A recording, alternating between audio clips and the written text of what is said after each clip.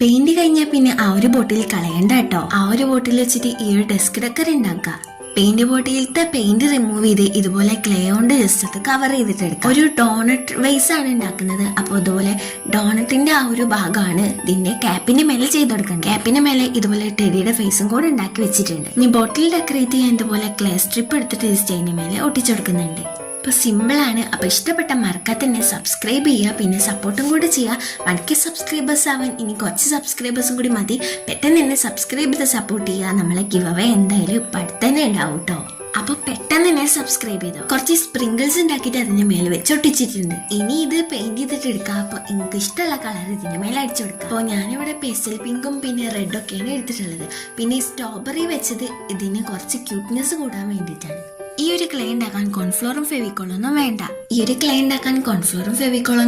നിങ്ങളും ട്രൈ ചെയ്ത് നോക്കാം. ബൈ.